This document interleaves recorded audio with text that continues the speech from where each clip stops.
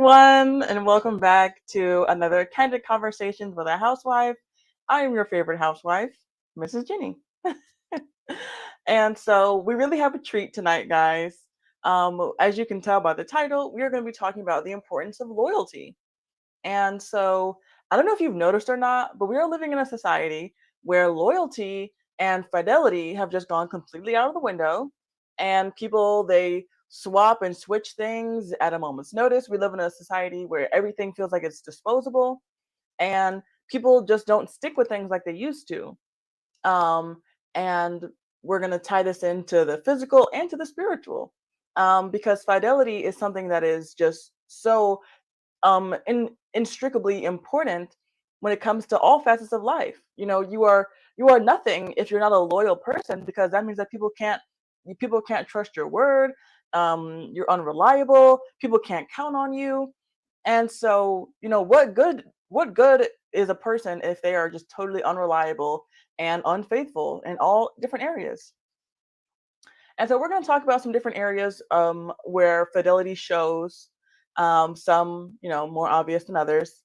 And then we're going to wrap it all up going into spiritual matters of why fidelity is so important.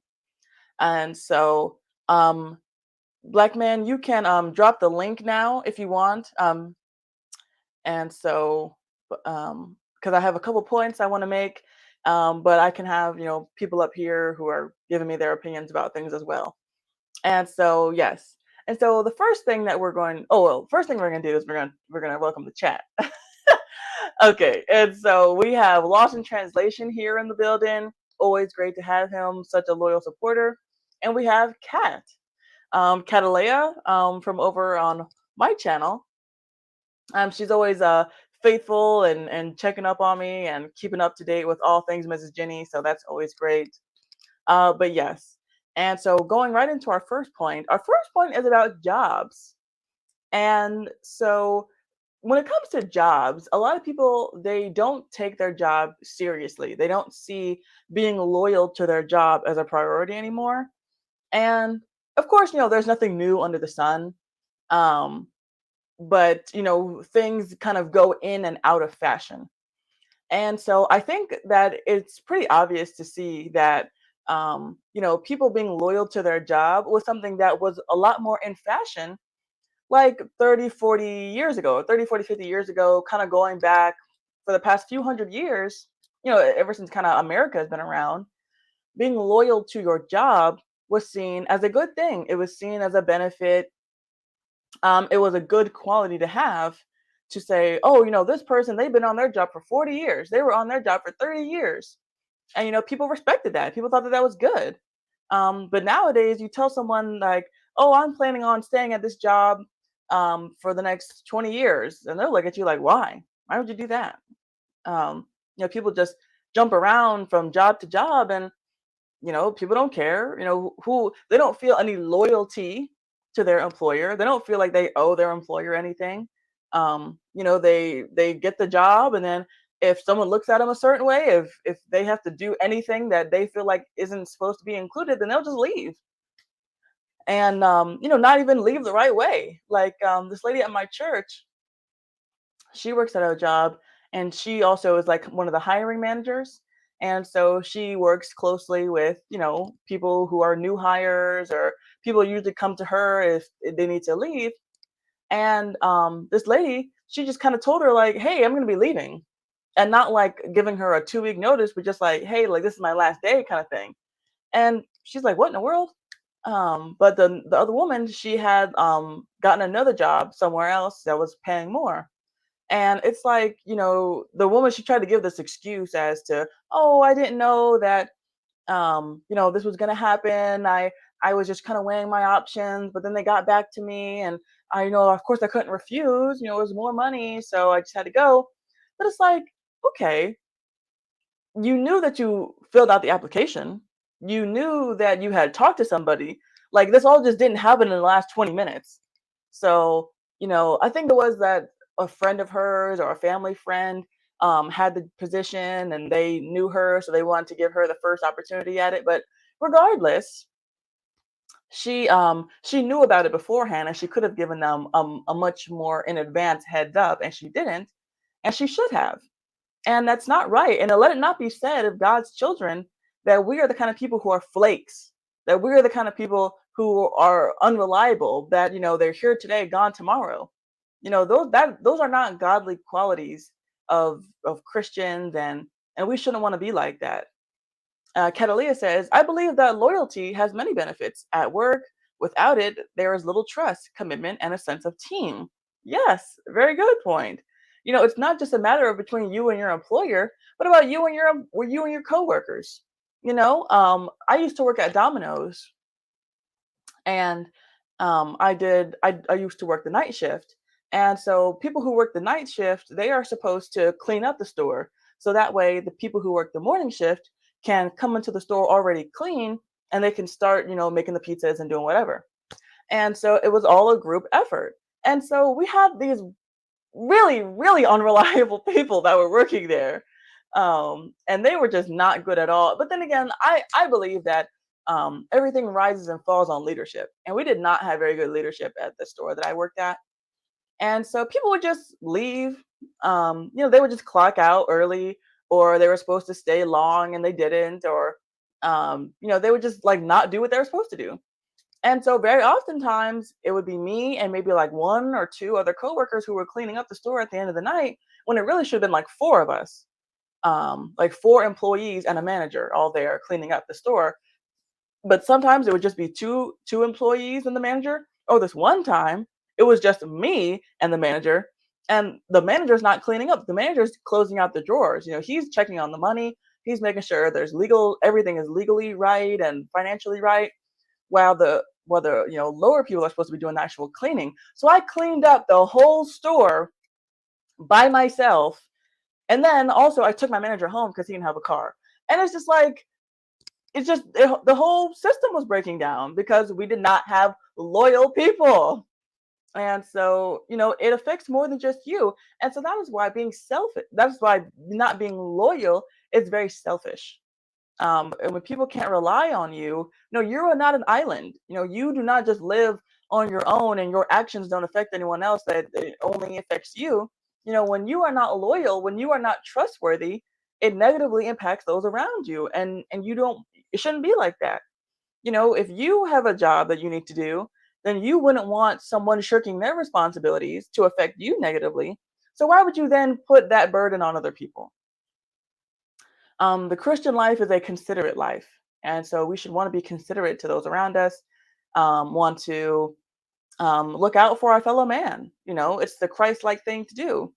And so being on the job, it's important that, we are loyal and we are good employees, because you cannot be a good employee if you are not loyal, if you're not coming in on time and doing what you say and actually working when your boss is not watching, not having to be micromanaged, but being able to do what you're supposed to do. And, those are all good things that employees should do. And in reality, if you're like, well, my boss, he's an idiot, my boss doesn't deserve his position, my boss, he's a jerk. Well, do all that you do for the glory of God, and like you're doing it unto God, because he is our supreme manager. He is our almighty manager. And so don't worry about your earthly manager. Just pretend like you're doing it for God, because in reality you are. And so he's perfect and he's never wronged you. And so just do everything that you do for his glory and like you're doing it for him. And you won't be able to fall back on your bitterness and your attitude towards your earthly manager. And so a couple verses that I want to use to reinforce this mentality about loyalty at work is Titus chapter 2, verses 9 and 10, which say, exhort servants to be obedient unto their masters, and to please them well in all things, not answering again, so not talking back, not purloining, so purloining means cheating, so like not stealing, not purloining, but showing all good fidelity, that they may adorn the doctrine of God our Savior in all things. And so when you are a good employee, when you are loyal to your job, that you are adorning the doctrine of God our Savior. And so people are seeing Christ through you when you are a good employee, when you are doing what you're supposed to do. And so, of course, then on the flip side, that means that when we are being bad employees, when we are being rude to our bosses, when we are bad mouthing him, belittling him, undermining his authority, then we are being bad testimonies of God, and we are being bad representatives of Christ, and we're not showing Christ in us. And so we shouldn't want that. Of course, nobody's perfect, but it is something that we should take seriously and that we should be mindful of as Christians, because it's important, like the verse is saying. And so that is our first point for the evening, is jobs. And I don't know if I mentioned this. I meant to mention it. But the word loyalty actually does not make an appearance in the Bible. The exact word loyalty does not, but the concept of loyalty does, based off of the synonyms that are used for loyalty in the Bible. So some of the synonyms that we have are endure, which appears 29 times, long suffering, which appears 17 times, and of course, I would think like the number one synonym for loyalty is patience, which makes an appearance 34 times. And so, yes, we're talking about the importance of loyalty, loyalty in light of the Bible. But just to be clear, the word loyalty does not actually make an appearance in the Bible, but other words that are synonyms for it do.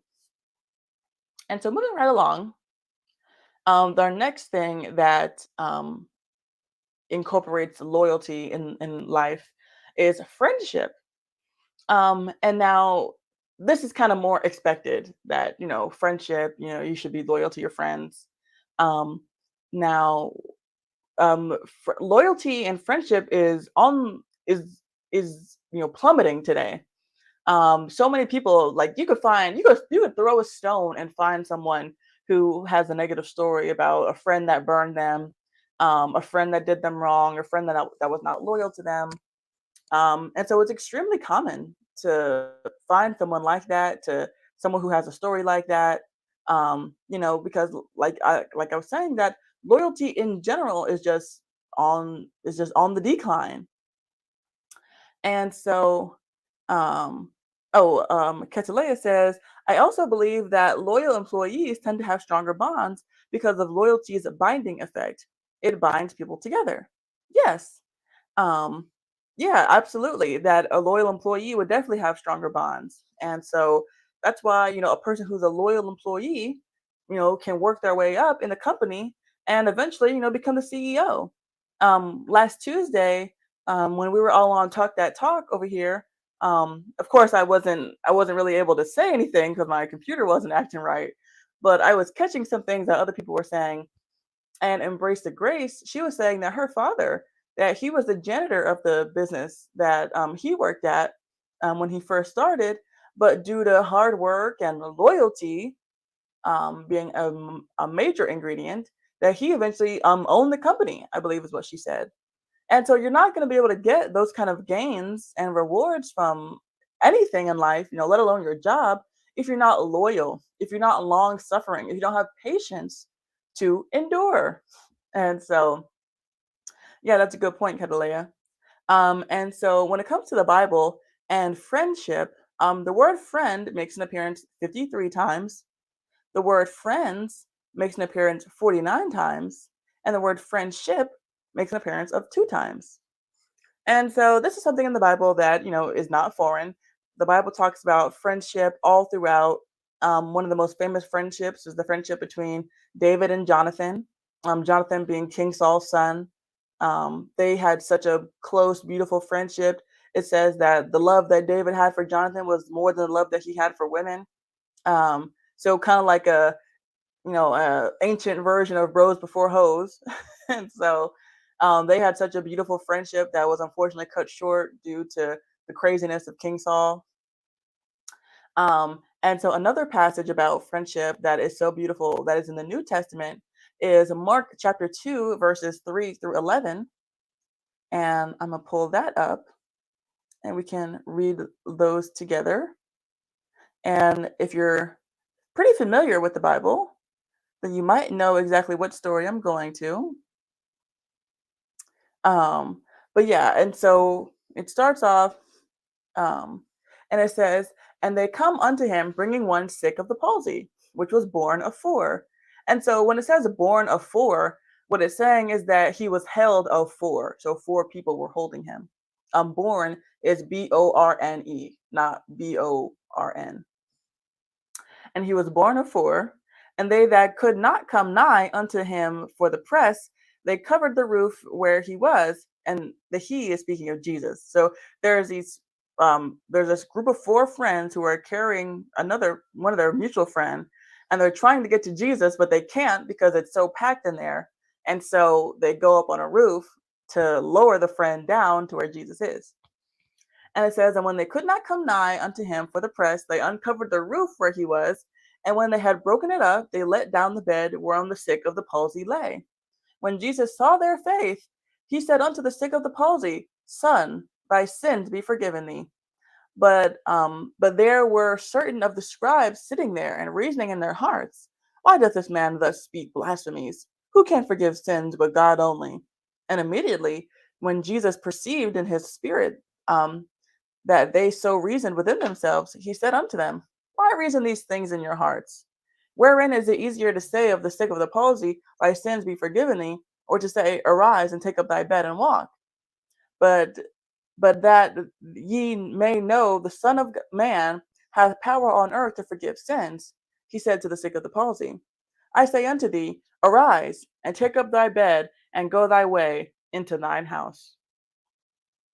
And so, yes. And so this is such a beautiful story, of course, about the power of God and how, first off, that Jesus is God. And because it says the Pharisees are thinking to themselves, who can forgive sins but God only?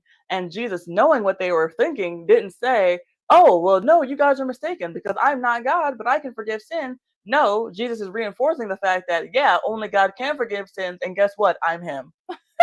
And so that's what it's saying. But the primary application is, of course, that this man, his friends are so good to him, and they have the faith. And it says here, um, in verse 5, that actually it wasn't even the faith of the man who was sick; it was the faith of his friends that saved him, physically speaking, not spiritually. But when Jesus saw their faith, he said unto the sick of the palsy, Son, thy sins be forgiven thee. And so when Jesus sees how the friends have so much faith, and so Jesus at this point in Mark chapter 2, he's been all over. Word is starting to spread about Jesus and the things that he's doing. And so I'm sure these four friends, they're like, oh, we got to get you to Jesus. He's been healing people. He's been healing the lame and healing the blind, and he's, been saving people. And so, we want to get you to him and he can help you. And, it doesn't say, I'm ad-libbing into the Bible. So this is not authoritative. But maybe the man who was sick was thinking to himself like, oh, I don't know, he's busy, other people are there, how am I going to get to him? I can't walk, all this stuff. And they're probably just like, we'll help you, we'll get you there. And we believe in it. We believe that he can heal you. And so we're going to do what we can and we're going to get you there. And what a blessing, what a treasure it is to have kind of these kind of people in your life who will go the extra mile and believe on your behalf and help you when you might not even have the ability or the wherewithal to help yourself. So friendship is such a beautiful thing. And so one of the beautiful things about friendship is the loyalty aspect of it. And Proverbs chapter 18 verse 24 says, a man that hath friends must show himself friendly, and there is a friend that sticketh closer than a brother. And so, how could you possibly have a friend that sticketh closer than a brother if they're not loyal to you? I'm only 25, um, and I can already see, I can already say that when it comes to friends, I have not had the best luck in the world when it comes to friends. I had people that I thought would be my friends forever, and we used to be just as close as could be, and they meant everything to me. And we had been friends since the time we were young children. But due to one thing or another, my friends have kind of fallen away. And the only friend that I have from when I was in high school is this one girl who I know, and she and I are still very good friends. Um, but it's thin. The pack has certainly thinned out over the years, and I'm sure pretty much everybody in here is older than me, so I know for a fact that you all have your own stories about friends that you had, people that you thought were just such good, dyed in the wool friends of yours, and you lose them, and so were things that you probably thought weren't even that significant. Um, um, I'm sorry.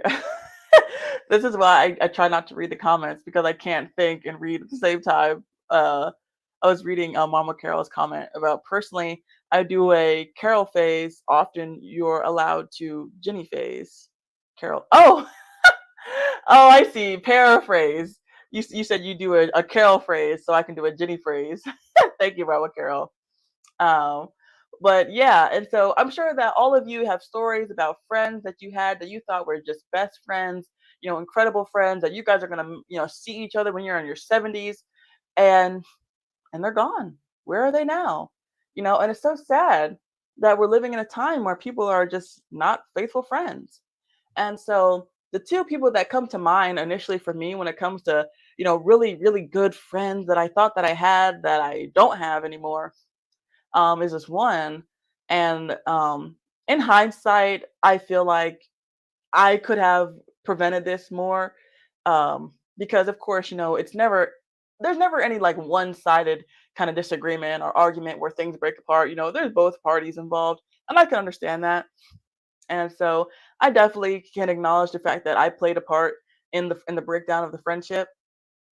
But what happened was, um, that 2016. Well, I graduated high school in 2016, and like that was like June, and so the election was coming up in uh, no November, and so like people were being all political and stuff, and I had just turned 18, and so this was gonna be my first time voting, and so I was voting for Trump. And my dad, he was a really big Trump supporter, and he put this Trump sign in our yard, and it got stolen. And so his the way that he retaliated was that he put two Trump signs in the yard and put one closer to the front door, so that way he would be able to see them if when they took it. And so I thought that was funny, so I posted on Facebook. And this friend that I thought I had, she didn't think that that was funny at all, and she I don't know, like, but just somewhere between high school graduation and the time of the election, like she had just become like really liberal, which was I thought was really strange because in high school and of course, prior, like neither of us were political. Like I had never known her to be liberal. I had never known her to be conservative, but she was just apolitical. Like she had never said anything about anything political before. So I thought it was weird that she took such great offense to this post that I made and me saying that I was a Republican and I was going to vote for Trump. And she and I kind of went back and forth, and I kind of made fun of her for being a liberal or being a Democrat, and I was kind of poking fun at her, and like I don't know, we basically just kind of like had a falling out. And this was like I said back in 2016, and then in 2021 I got married and I wanted to have her at my wedding. And I thought like I did not think anything of this. I thought that, this was like total water under the bridge. Like it was nothing. Like we didn't even talk about it in real life. Like it was just something over Facebook. And I invited her to my wedding and I said, "Hey, um, I know that we've had our differences, but I'm getting married and I want you to be there, of course. And it's all love." And she said that no, that she didn't want to come and that she felt like, that we were just going in two different directions in life and that, it was no hard feelings, but she didn't want anything to do with me. And I was so dumbfounded. I was like, "Are you serious right now?" And I didn't reply. I didn't have anything to say. I was just like completely speechless that she ended our friendship of like what 10 years or something, from the time that we were in like late elementary school to the time of when we were 18, over politics, over Trump. And like he doesn't know either of us, and I'm sure that I am not the only person. Like I can only imagine how many friendships got ended over Trump, for something minor as what I said to something even more significant.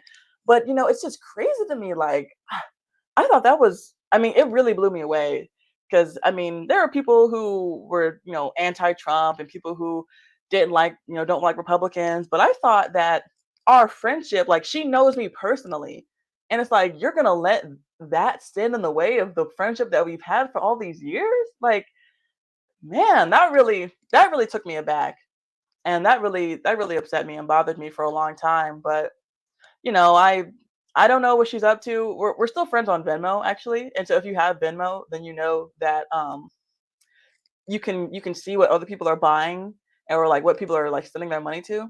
And so every so often I'll see her like she's sending somebody some money or she's getting money from somebody. So I see her and that's like the only way that that's the only connection I have to her anymore. Like we're not friends on social media. I don't have her phone number, but that's the only way that I can actually see anything that she does. So I see that she's still alive. I see that she's okay, and so I feel her. That's good enough. And if she ever wants to come back, then my door is always open. I don't hold any grudges. There's no bitterness between me and anybody. Um, then I would love that, and I would never even bring up what happened before because it doesn't matter.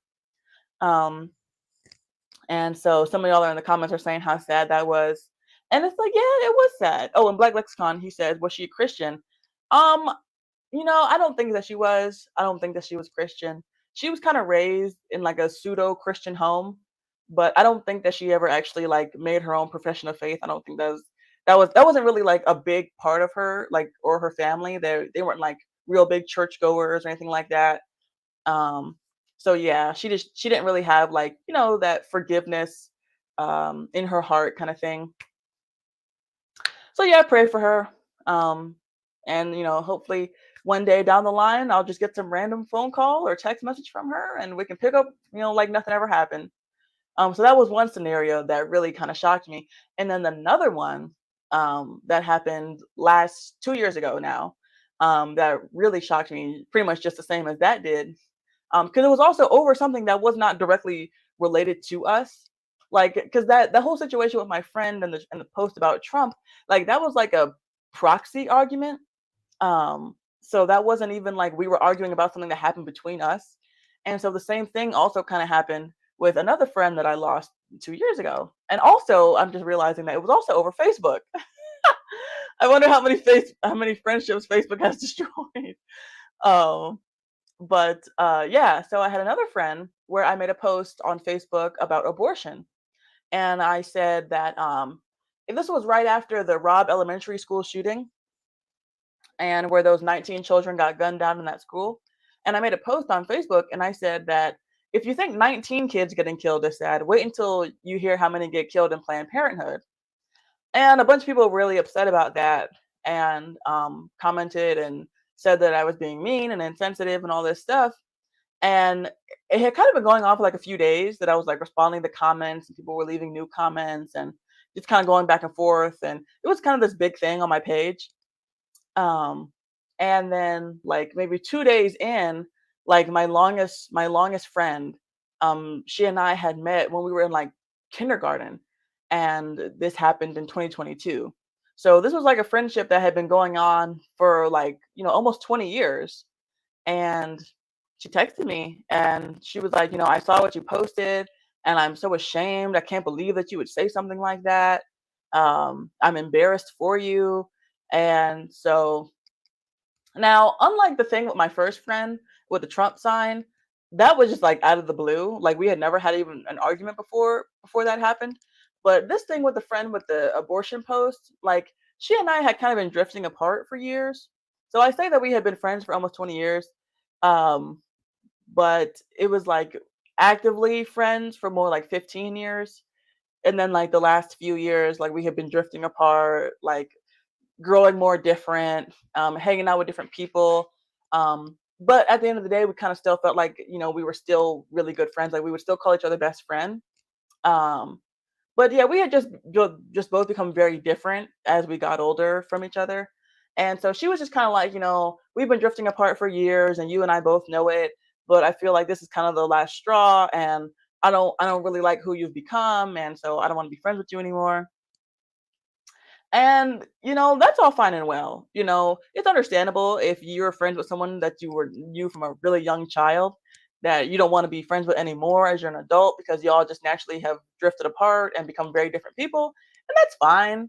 But my main thing was that we've been friends for darn near 20 years and you couldn't even dignify me with a phone call. You messaged me on Facebook Messenger. I was like, dang, that's crazy. But I said, I was like, I respect how you feel, and I'm sorry you feel that way, and I definitely don't apologize for anything that I said because I'm never gonna apologize for defending the unborn. But that was that. And so, yeah, man, it's rare to have a friend that actually sticketh closer than a brother, like Proverbs 18:24 says. And so if you're someone out there and you have a friend that you've been friends with for 10, 15, 20 years, 20, 30 years, depending how old you are, then I don't have to tell you. You already know how great of a blessing that is. Because friendship is so sweet, and it's really unlike anything else. You have coworkers, you have boss, you have a husband, a wife, you have a spouse, you have children, you have siblings, you have your parents. But a friend is just such a sweet thing to have, and that relationship of being able to have someone that you call and you lean on and you get guidance from and you cry on their shoulder. And it's just, it's such a valuable thing. And I think that's why the Bible talks about it so highly and talks about it so frequently, that friendship is so good. And we as Christians, it's hard for us to find good friends because, the world is always going to hate us. And so we can only ever. Hi, Jared. Speaking of good friends, hey Jenny, how you doing, darling? Now, friends, if you're looking for a good friend, then you can find hardly any better than this man right here. Yeah, we had to get you straightened out. Yes. Oh my goodness. This is a fantastic concept because friendship is one of those things that we don't seem to get right. You know what I mean? It's always until they can't get something from you, then the friendship falls apart. You know what I'm Hmm. saying? Just like your friend was like this saying, hey, I found out you're a Republican and we can't be friends. It was, I assure you, it was nothing that you had to do. It just, I think you rubbed up against her cognitive dissonance because of the Mm, way she was raised. And instead of having a conversation with you about why you believe what you believe, she just decided to end it. You know what I mean? Which is sad. But I'm yeah. here to tell you, as you get older, that friends list is going to get smaller and smaller. Now, I will tell you this. You keep doing what you're doing, you're going to get friends that's going to stick closer to you than a brother. You know what I mean? They ain't going to ask nothing from you. They just want to help you out of the goodness of their heart. You know what I'm saying? And those are the people that you really want around you. Just like my friends here on the Black Man Unfiltered Network, these people have stuck by me.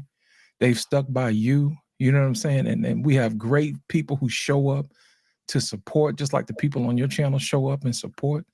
And we want to let you know we appreciate you, Jenny, for everything that you're doing. You know what I'm saying? Anytime we got somebody that's doing something good, we want to make sure that we get behind you and give you a push whenever you need it. You know what I'm saying? And we appreciate you because sometimes you don't know, you be uplifting people and don't even know it. You be clearing up stuff, and people have always said, I thought it was this way. No. Sometimes you got to sit back and listen. Just like I was watching one of your reels the other day, and you were talking about the narrow is the path. You know what I'm saying? And then somebody said, that's not what that says. Then you had to get them together. Sometimes we need people to get them straight, let them know, hey, I understand that's how you believe it to be, but this is really what it is. And sometimes you need a friend to confirm, yeah, that's exactly what that means. So yeah, Hmm. friendship is hard, but loyalty is something that you can't buy. Loyalty is one of those things that's forged, in the fiery crucible of adversity. You know what I'm saying? You don't know who your friends are until something hard shows up. You know what I mean? Hmm. Or until you need to move, you know what I'm saying? Until you need to put into some effort into the friendship bank. You know what I'm saying? Like it's cool for people to tell you their life stories, but if they don't ever ask you how you doing, is that really a friend? You know what I'm saying? They don't call and check up on you.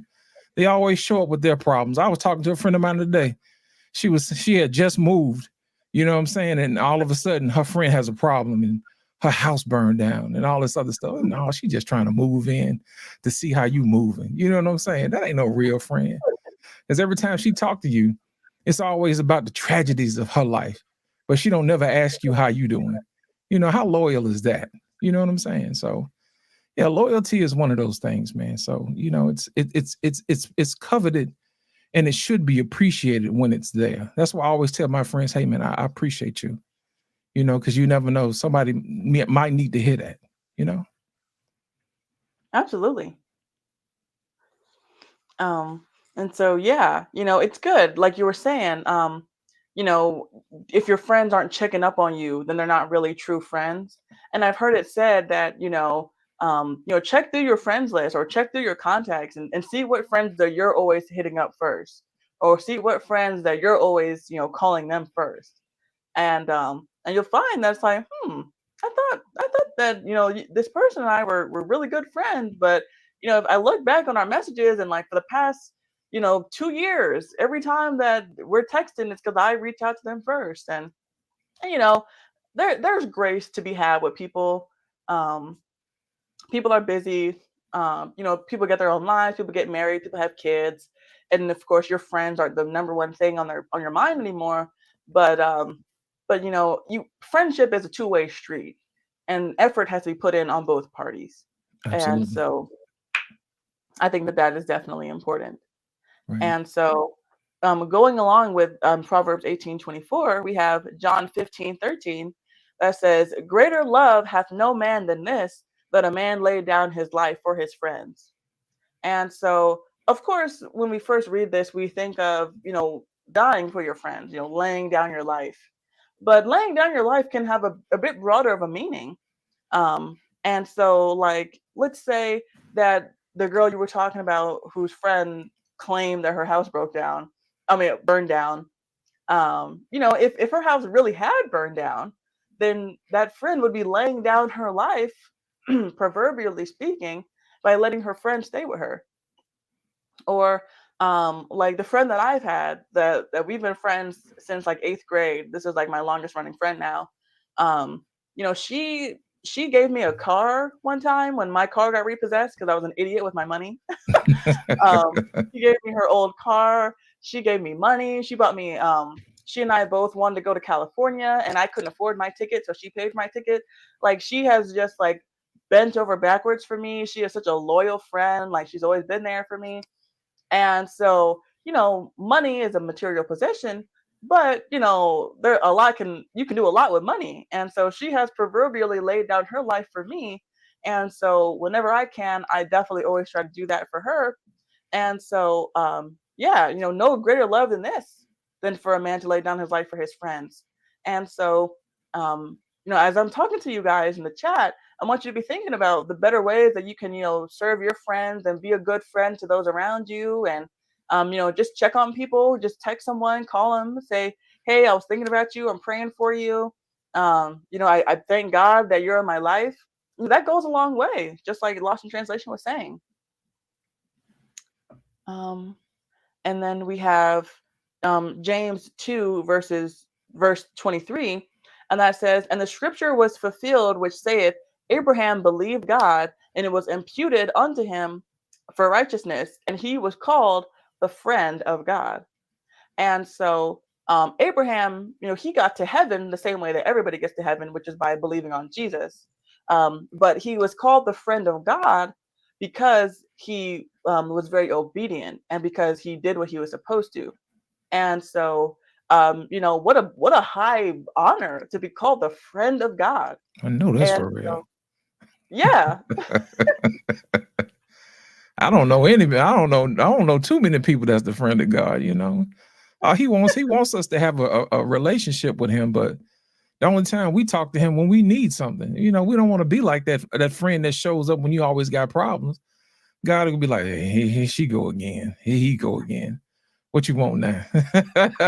And then they don't talk to you no more until after they got thanks God, I'm gone. You know what I'm saying? So yeah, he just wants a relationship, and Abraham was obedient. You know, the Bible says obedience is better than sacrifice. And I think for some strange reason we got a uncanny, or unhealthy, unholy relationship with sacrifice. I don't understand it. You know, I'd rather be obedient. You know, obedience don't cost you nothing. You know. Exactly. But the thing about obedience is that obedience is a day in and day out kind of walk, while Absolutely. sacrifice is this one big grandiose gesture that you do one time. And so people, they like the idea of, oh, if my friend ever needed me, I would die for them. Or, when the tribulation comes, I'm going to die for the cause of Christ. And it's like, thanks. I appreciate the thought. But instead of dying for me, can you just, like actually go to church every Sunday? Can you Right. actually pray every day? Can you read your Bible every day? That's more of the obedience. While the, oh, I would lay down my life for Jesus. That's the sacrifice. And people love to talk about what they'll do, but Right. it's a lot more to do day to day. That's what they always do. Instead of doing what they're supposed to do, they want to do just enough to get by. You know what I'm saying? Here's the thing. What people don't realize, when you watch friends, when you select friends, watch what they do. Do they do just enough to get by? As men, sometimes when we get, birthday gifts or Christmas gifts, we always get stuff like socks and underwear. And I'm thinking about, this is what you think about me, socks and drawers? You know what I'm saying? Come on, man. We give good gifts. We give out Mercedes Benz, you know what I'm saying? We give out cars, houses, real good gifts. You know what I'm saying? We give them Xboxes or whatever it is that they want, diamond jewelry, and then we get socks. I question our friendship with each other in marriage sometimes. And in friendship, I'm like, wait a minute, this is not equal. You know what I'm saying? What happened to being equally yoked? You being Uh-oh. equally broke. Uh-oh. Y'all That's don't like it when crazy. he's calling y'all out. I'm telling you. It don't sound good when you say it out loud, but that's what I'm here for. I'm gonna say it out loud. Give better gifts to your friends like they give to you. That's right. Speaking of giving gifts, the other day my husband told me that he had already started ordering my gifts for Valentine's Day. And we've been together for going on 3 years now, and we don't always give each other gifts for Valentine's Day. So I was like, oh no, I didn't know we were giving gifts this year. What am I gonna do? Mhm. And so I've been having to scramble and get some stuff for him. So Right. because like you said, I want him to be equal. I want him to know that he is appreciated, and he is not just my husband, but he is my best friend. That's right. That's right. You know what? Here's the thing. This is the good part about being a good friend. If you spend enough time around somebody, you listen to see what they want. You know what I mean? Just like I had a friend of mine, she was saying that, hey, I like listening to music, but the earbuds that I have, they stick in my ear and they hurt. So I was like, you know what? Let me go ahead and get her some headphones that wrap around, that don't go in the ear. And then all of a sudden, I was like, hey, I got something for you. And she was like, oh my God, you really do listen. I said, yeah, what kind of friend you think I am? I give good gifts. You know what I'm saying? And the first thing I can't afford to give gifts like you. I didn't ask you to. Let me bless you sometimes. You know what I'm saying? And from time to time, she'll surprise me with different stuff, but it's not a competition, man. It's not a dollar for dollar type of situation. I just found that, you wanted something and I got it. If I got it, you got it.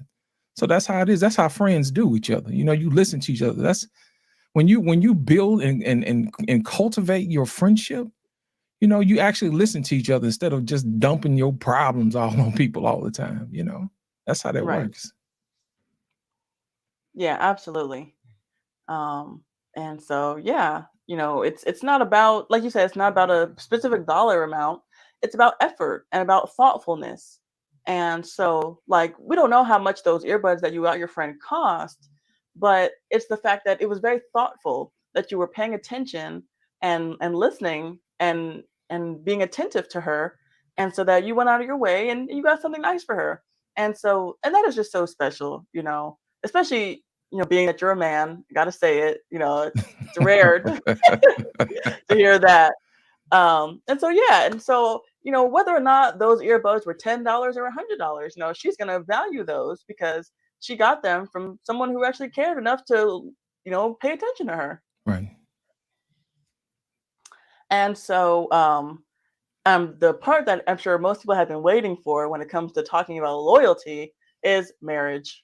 Oh And yes. so we all know, especially everyone who's hanging around the Black Man Unfiltered network, knows that loyalty in marriage is scarce and it is few and far between. And so this passage, which is commonly referred to as the love passage in the Bible, 1 Corinthians chapter 13, a snippet of it is really heavy on the fidelity and the loyalty that comes with marriage and love. And so it is verses 4 through 8, which it says, "Charity suffereth long and is kind. Charity envieth not. Charity vaunteth not itself. It is not puffed up, doth not behave itself unseemingly, seeketh not her own, is not easily provoked, thinketh no evil, rejoiceth not in iniquity, but rejoiceth in truth, beareth all things, believeth all things, hopeth all things, endureth all things. Charity never faileth, but whether there be prophecies, they shall fail. Whether there be tongues, they shall cease. Whether there be knowledge, it shall vanish away." And so, what you'll find in this passage is that it talks about loyalty, the concept of loyalty in three different ways. Because at first it says that charity suffereth long.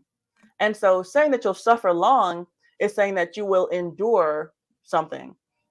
Usually, the Bible uses the term long suffering, but here it says suffer long. And so, what it's saying is that a person that loves is going to endure something. They're going to put up with something for a deal of time. And so, if you love someone, you can't say that you love them when, the second that they do something that offends you or upsets you, you're out of the door. That's not real love. Real love suffereth long. And then the second time is that, where is it? Is that it beareth all things. So it says that charity beareth all things. And so if you're going to bear all things, that means that you have to be around for all things to bear them. So, the primary application for this is in a marriage. And so in marriages, that there's going to be ups and downs over the course of 40 or 50 or 60 years in a marriage. And if you're going to be able to bear all things, then that means that you have to be loyal to that marriage, to that union, and be there and do that.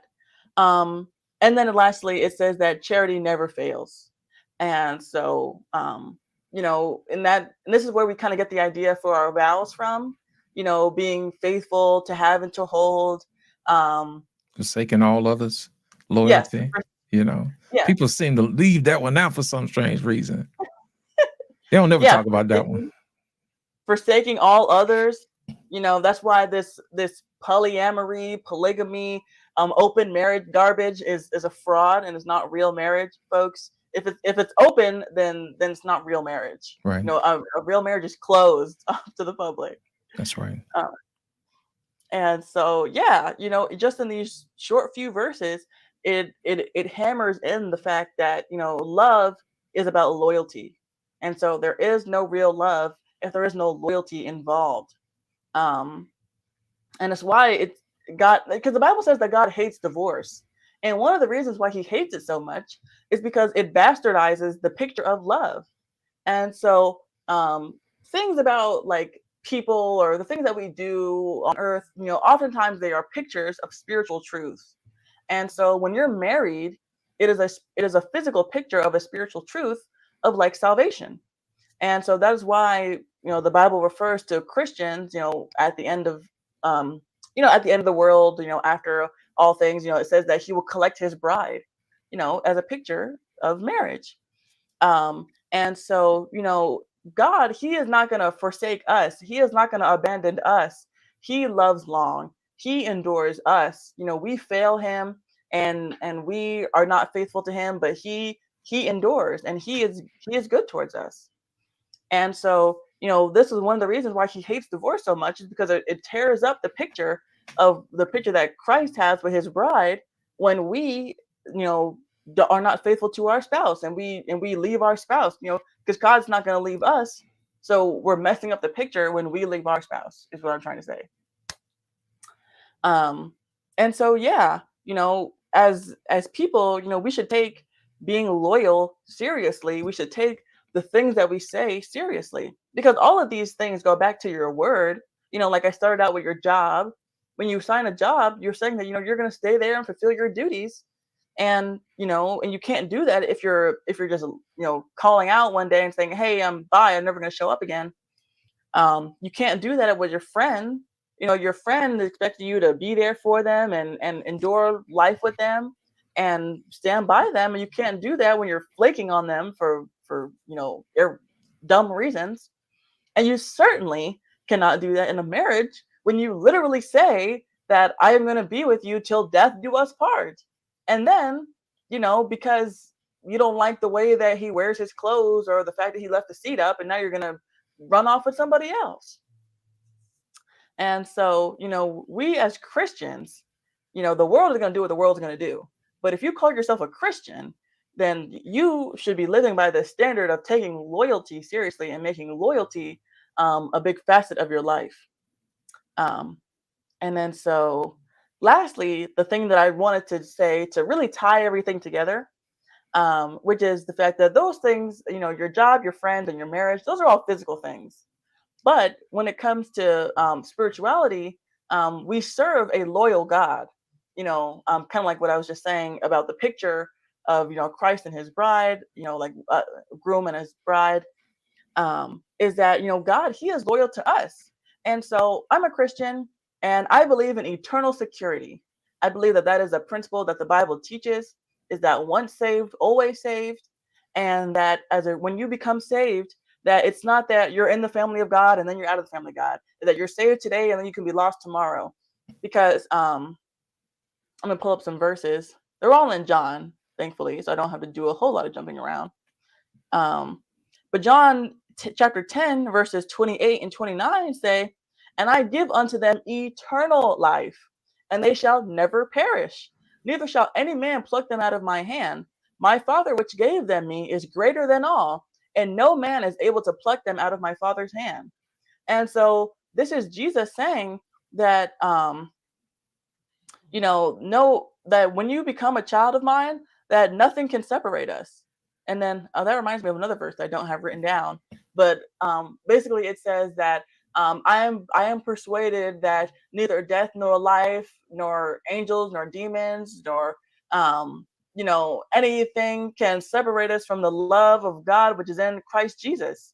And Jesus says that I will never leave them nor forsake them. In John chapter 11, verse 26, it says, whosoever liveth and believeth in me shall never die. Believe thou this? John chapter 4, verse 4, 4:14, excuse me, says, but whosoever drinketh of the water that I shall give him shall never thirst. But the water that I shall give him shall be in him a well of water springing up into eternal life. And so, why does Jesus refer to salvation as eternal life? It's because he's never going to leave us. It's because it never ends. It's because we're never going to lose him. And there are a lot of people, and I mean a lot of people who teach that you can lose it, and that you can be saved, but you have to do all this stuff to maintain your salvation. And it's like, the good news of the gospel is a paid in full gospel. It's that Jesus, he did all the work to get you saved, and he does the work to keep you saved. Because let me tell you something, friends, if there was anything that we could do in a part of salvation, we would mess it up. Okay. And so if we had to do something to earn it, we would lose it. We wouldn't be able to get it. And then if there was anything that we could do that would possibly jeopardize it, then we would jeopardize it, because we are very flawed. Okay. And so it's only pride that says that, oh, I have some part in my salvation. Oh, I'm getting to heaven because I did all these good works. No, if you're getting to heaven, you're only getting to heaven because Christ he did the work, and he got you there, and he is going to preserve you and keep you there. And lastly, John 6:35, and it says, and Jesus said unto them, I am the bread of life. He that cometh to me shall never hunger, and he that believeth on me shall never thirst. And so whenever I talk to these people who talk about this lose your salvation stuff, I asked them, I was like, why is it called eternal life? Why does Jesus say to the woman at the well that if you drink of the water that I give you, you'll never thirst? Why does he say that drink the bread, eat of the bread that I give you, and you'll never hunger? Why is salvation referred to as being born again? Has anyone ever been born into their physical family and then lost their DNA to their biological parents? Has that ever happened in No, history? that's not how that works. Can someone explain that to me? So if we're born into our physical family and we can never lose our DNA, then when we're born into the spiritual family of God, we can never lose that DNA. And so this lose your salvation stuff is complete hogwash, friends. Let me tell you something. God is faithful. He will not leave us. Um, and so another verse is 1 John chapter 1, verse 9. And it says that if we confess our sins, he is faithful and just to forgive us our sins and cleanse us from all unrighteousness. And so when we believe on Christ, we are cleansed from all unrighteousness. All the stuff that we did in the past, everything we're doing right now, and all the stuff in the future. Because we don't serve a halfway or a half baked God. He does things all the way. And so when we get saved, if we truly believe, then we get saved all the way. Do you have anything you want to add about that? Yeah. I think people need to understand exactly what love is. You know what I'm saying? And I hear people say it all the time, God is love. Well, 1 Corinthians 13:4 says, love is patient. Love is kind. It does not envy. It does not boast. It is not proud. Love does not dishonor others. It is not self seeking. It is not easily angered. It keeps no record of wrongs. Love does not delight in evil, but rejoices with the truth. Love is one of those things, man, that it's hard for people to wrap their mind around because it's so foreign to them. If you don't practice it, it gets kind of rusty. You know what I'm saying? Mm-hmm. And sometimes you have to realize people ain't going to be perfect. You shouldn't expect them to be perfect.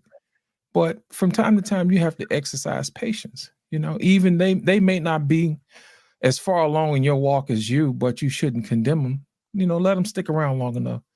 We should be examples of God here on earth by being patient. And that's what it says, being born again. You know what I'm saying? You're a new creature, which means God can come into your heart and use you in ways that he needs to use you. Sometimes, when people are lonely, God will move something inside of you and say, give them a hug, because that person needed that. God knew what they needed. And when you give them a hug, then the first thing they say, man, you just don't know I needed that. You know what I'm saying? It's because you were obedient, you know? And then sometimes when you're around people and they're not as kind to you as you would like them to be, well, guess what? If you're kind to them, then they see that you mean them no harm, then it kind of lowers their apprehension. And guess what? They, believe it or not, they actually move a little closer to God. They see you, you know what I mean, as a representation here on earth, but they don't realize that, you're as a Christian displaying those characteristics of God in the flesh.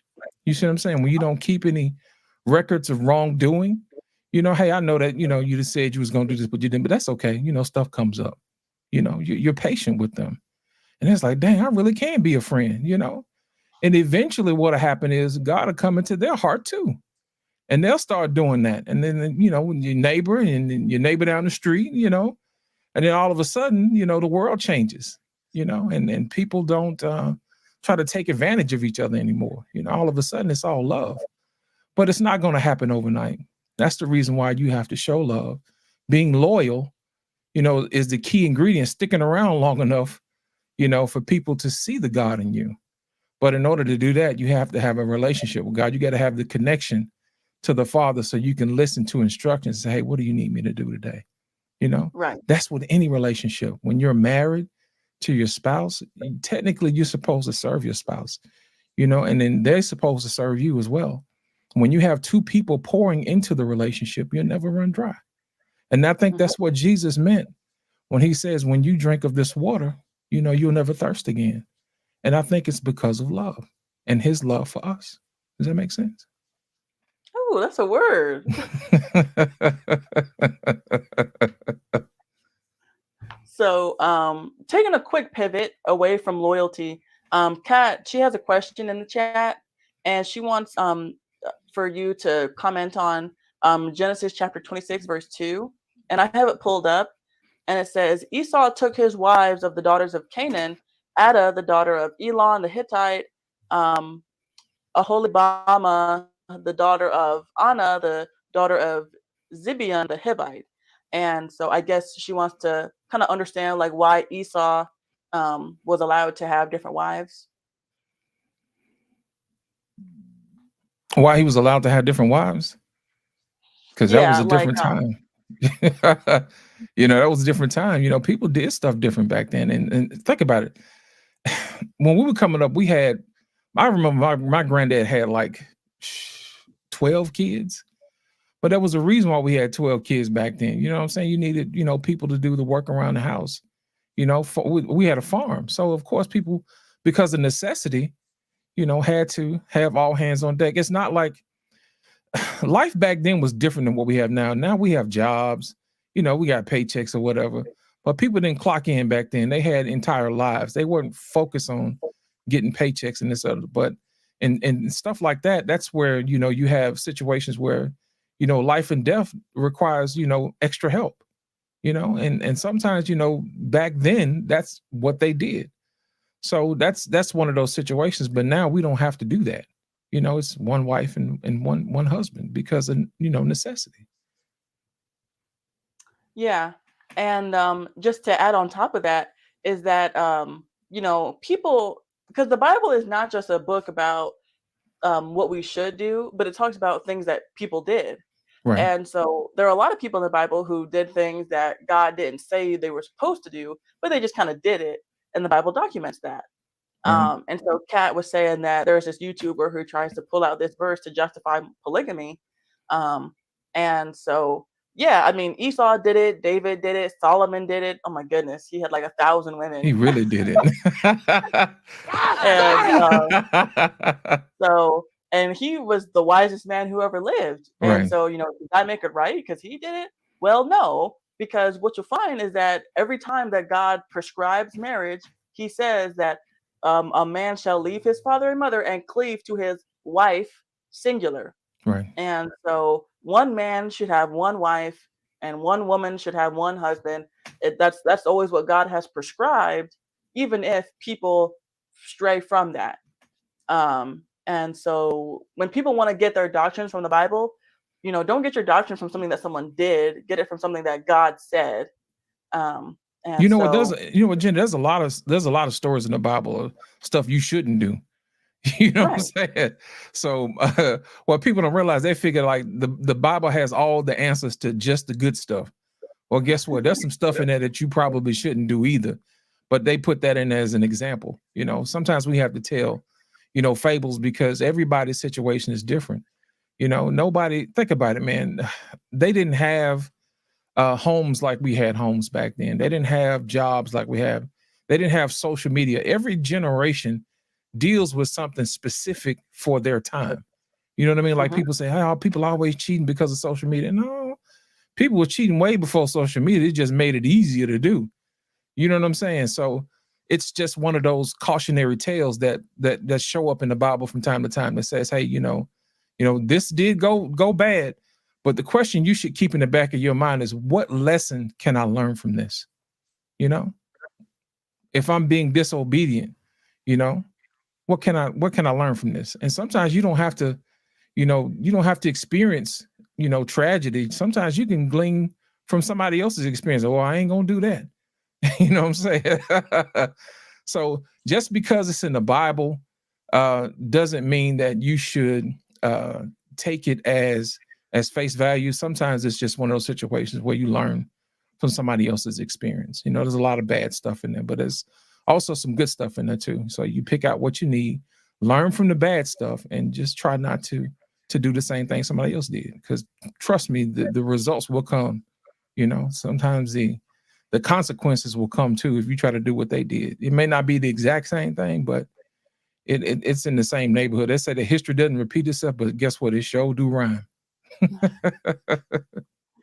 Exactly. And so, yeah, just going off of what you were just saying is that, we can see what happened to them because of that.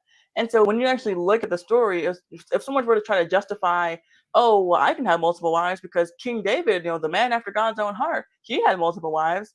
Yeah, and you see what kind of mess his life turned out because he was driven by lust, and that he did not exercise the proper discretion and discernment that he should have. And um, a couple few of his sons ended up having to die because of the sin that he committed with Bathsheba. Um, and Solomon, the son of Bathsheba, he had all these different wives, and it says that his wives turned his heart away from God. And so, going back to the original topic, thank God that once you're saved, you're always saved. So King Solomon is in heaven. But he was not following after God the way that he could have because he had so many wives who deluded his mind. Right. And so that is not the standard. That is not what God says we should do. And so if we just stay on what God says, then we will, be better Obedience. off. Obedience is better than sacrifice. I'll give you an example, Jenny. We just talked about forsaking all others. You know what I mean? The reason why you do that is because your relationship with your partner, with your husband and your wife, is something that should be sacred. It takes a long time to know somebody and to get to know somebody. They had a whole life before they met you. You got all the time in the world to figure out exactly how and why they believe what they believe.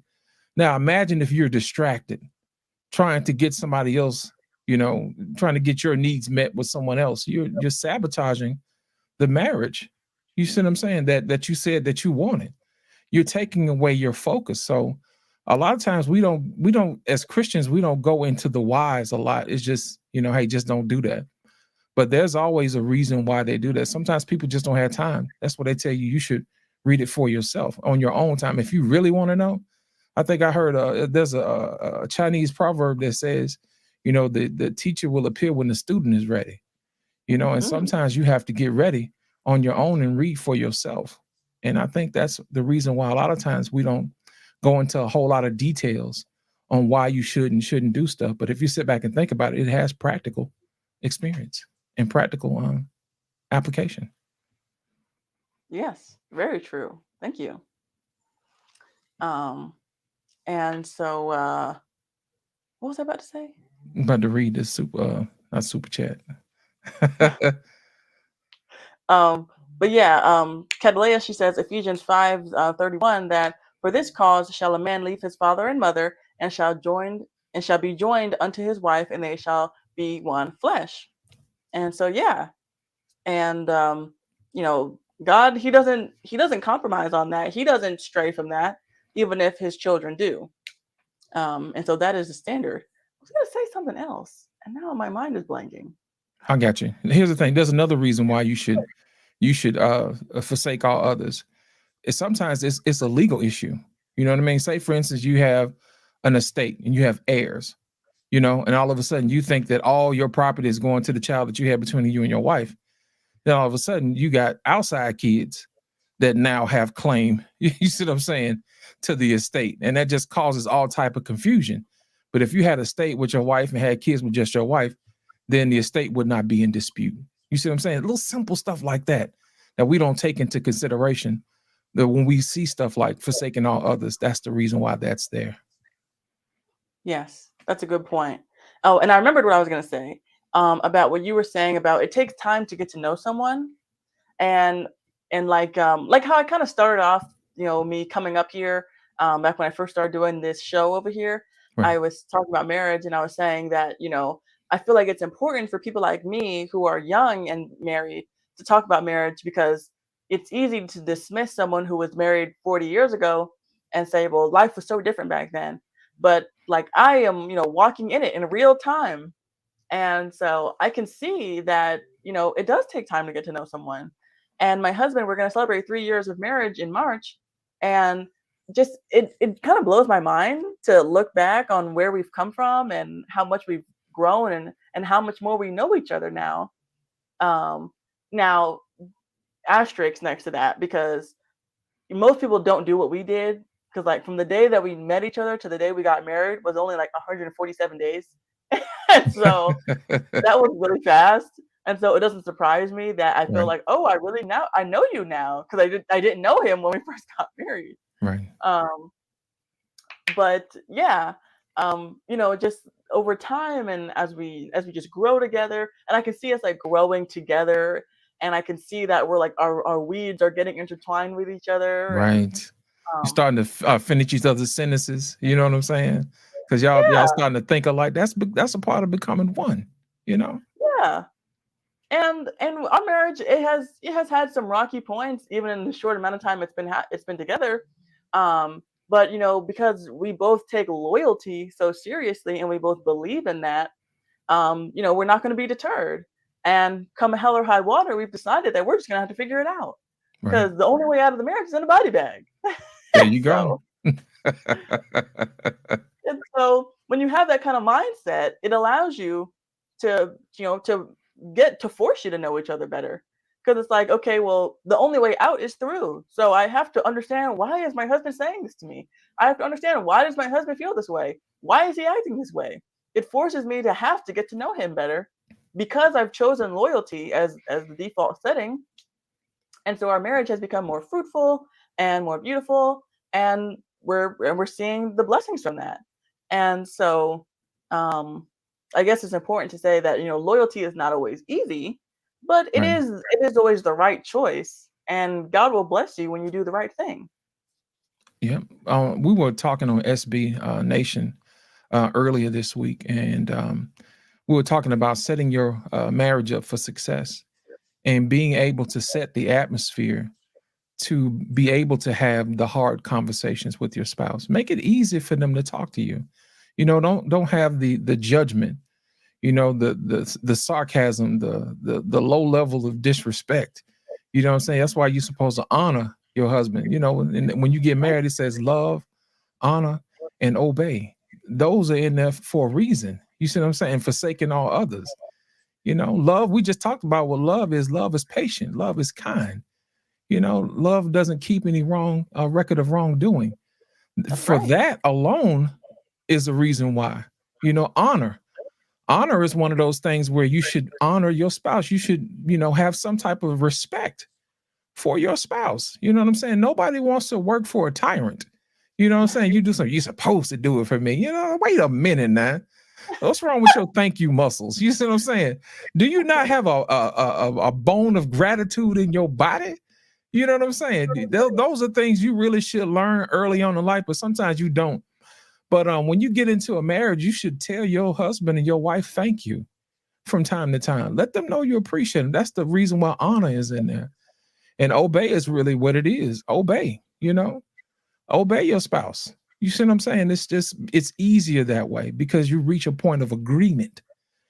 And in a relationship, when there's agreement, there's harmony because you've reached a resolution that's peaceful. You see what I'm saying? And love is not hard. Love is peaceful. And Mhm. forsaking all others, that's self-explanatory. How you gonna get to know your spouse and serve them when you're too busy out in the streets, doing other things. That's not cool. You got a whole wife at home, you got a whole husband at home. Get to know them, set the atmosphere to have the conversations that you really need to have.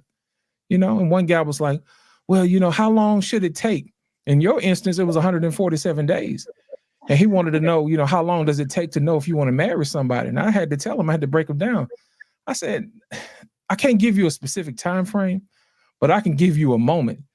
I said, the moment when infatuation wears off and responsibility kicks in, that's when you get married.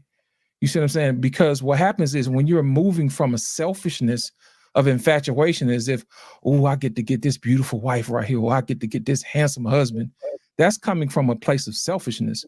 But marriage is about unselfishness. It's about serving, and That's right. responsibility is a form of serving. You see what I'm saying? So when you get to the point where you have to take care of somebody, or you just have the burning desire to want to serve someone, that's when you get married. That's when you really mean it. That's when you can enter into a covenant and stick to it. So in your case, it was 147 days. Some people say it's 6 months. Who knows? But my thing is, you have to put in the work. You have to spend the time. And the only way for you to do that, you have to free it up. And that's a part of sacrificing, your time for that person. If you say you really want to be with them for the rest of your life, prove it. Talk to them, have a conversation with them, And that's how you become one. Just like you said earlier, you spent 3 years, and it keeps getting better and better and better. That's because you're spending time, and that's how that should be. Does that make sense? Oh yeah. Yeah, give yourself a sprinkle for that one. Don't mind if I do. Oh my gosh. But something that you said that reminded me of something else that's funny is how you were saying that it that getting to know someone, and you were basically what it drew me to is that you were saying that you have to get to know your spouse, Right. and how so many women, they'll say like, oh well, I have to go out here and collect all these bodies because men want experience. Men want a woman who knows what she's doing in the bedroom. And it's like, first off, no they don't. But Mm-mm. second off, you get experience to know what your husband likes by being with your Your husband. husband. That's right. You're going ahead learning all these unnecessary tricks.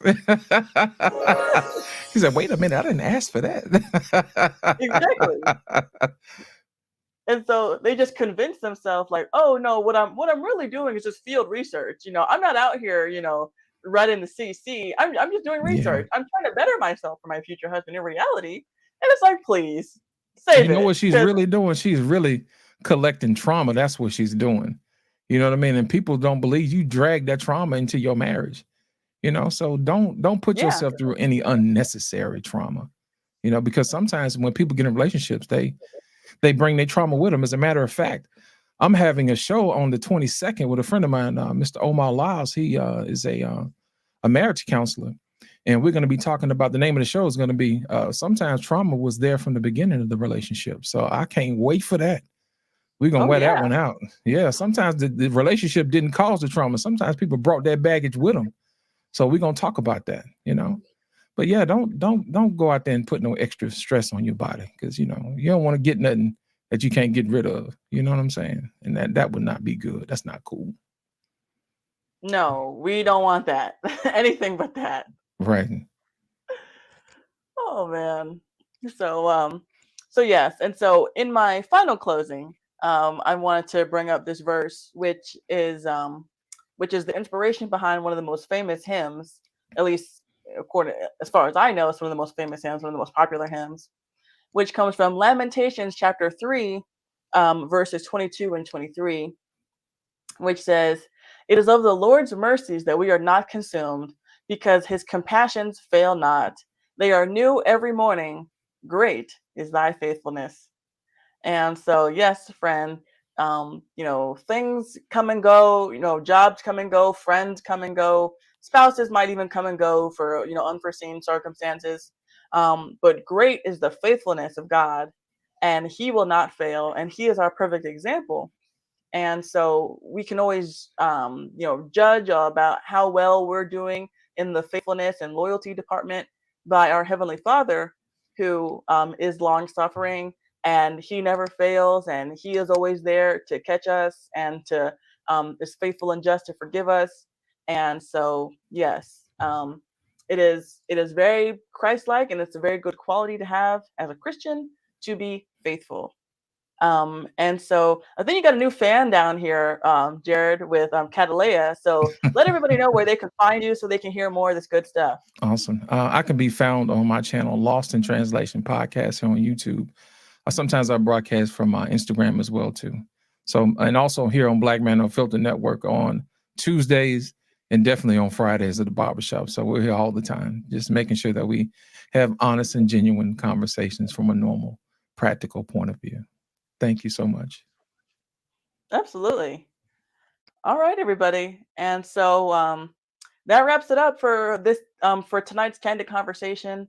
I said this yesterday on my channel, but if you guys ever see anything crazy that you want me to review, then please send it my way. I leave my email in my bios or on my page. So if you go over to my page and you go to my bio, then you'll see my contact information, my social media, where you can always reach me and um, send me anything crazy that you see. Or if you ever have any prayer requests or any questions, then definitely send those over, and I'd be happy to pray for you and whatever you're going through, or give any advice if I can. And so, yes, be sure everybody to get to church in the morning. Don't stay up too late. And if you have night service, then don't skip night service to watch the Super Bowl. Okay, I'm watching you. And so, everybody, you all have a great night. And I look forward to talking to you again real soon. Subscribe now.